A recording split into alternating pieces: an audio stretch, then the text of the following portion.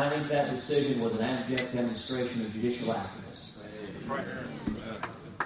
Of 5 unelected judges saying we are going to set aside the policy preferences. The state of California, the citizens, not of some crazy right-wing state, of California. Yeah.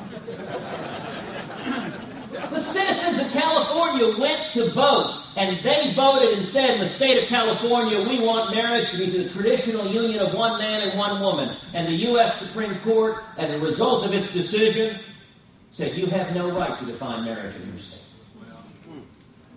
We know better. We're facing an assault on marriage.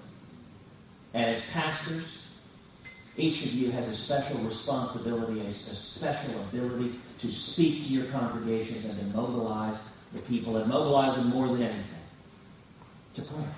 We do not know, for example, if he received compensation for giving paid speeches at extreme or radical groups. It may be that he spoke at radical or extreme groups or anti-Israel groups and accepted financial compensation. We don't know. It is at a minimum relevant to know if that $200,000 that he deposited in his bank account came directly from Saudi Arabia, came directly from North Korea. Now, I have no evidence to suggest that it is or isn't.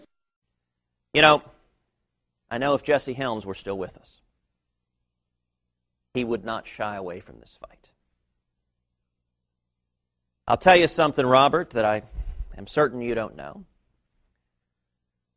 The very first political contribution I ever made in my life was to Jesse Helms. When I was a kid, I sent $10 to Jesse Helms. Because they were beating up on him, they were coming after him hard, and I thought it wasn't right. And at the time, my allowance was 50 cents a week. So that was 20 weeks' income. I am willing to venture a guess that I may have been Jesse Helms' single largest donor as a percentage of annual income. Apparently Wayne said, "Oh yeah, you're that guy saying all those crazy things. We need 100 more like you."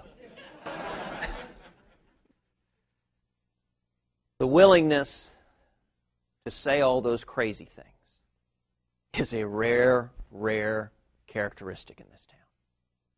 And you know what? It's every bit as true now as it was then. We need 100 more, like Jesse Helms in the U.S. Senate. We will stand against this administration that is waging war on our faith and our liberty. Yes, we are! And let me tell you something. Together, we're turning around our country. Now, what does it mean to believe in the fight for religious liberty? My dad, who many of you know, is a pastor just north of Dallas. And I'm going to borrow a story from him that he often gives with respect to salvation. It's the story of a tightrope walker that stretches a tightrope across a gigantic waterfall. And a crowd assembles. And he asks the crowd, he says, "How many of you believe I can walk across this tightrope and back?" The entire crowd cheers in affirmation, and he does it.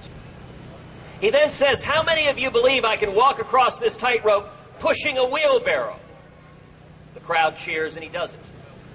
He says, "How many of you believe I can walk across this tightrope pushing a wheelbarrow with 2 100-pound bags of sand in the wheelbarrow?" The crowd cheers, and he does it. And he says, "How many of you believe I can walk across this tightrope pushing a wheelbarrow with a man in the wheelbarrow?" The crowd cheers, and he points to a man in the front row and he says, "Get in the wheelbarrow." That's what it means to believe. To believe doesn't mean to quietly applaud and say, "Yes, yes, I believe in that." To believe means to get in the wheelbarrow, to pour everything you have into standing for your faith and standing for this country.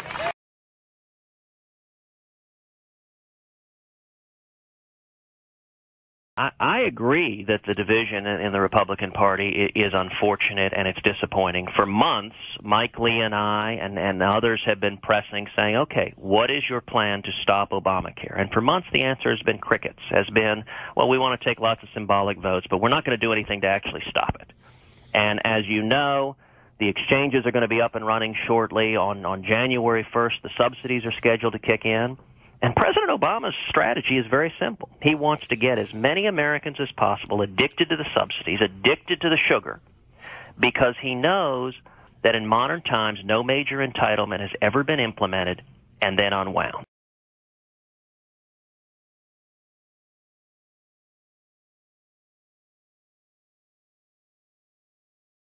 Go to the 1940s, Nazi Germany. Look, we saw in Britain Neville Chamberlain, who told the British people, accept the Nazis. Yes, they'll dominate the continent of Europe, but that's not our problem. Let's appease them. Why? Because it can't be done. We can't possibly stand against them. And in America, there were voices that listened to that. I suspect those same pundits who say it can't be done, if it had been in the 1940s, we would have been listening to them. Then they would have made television.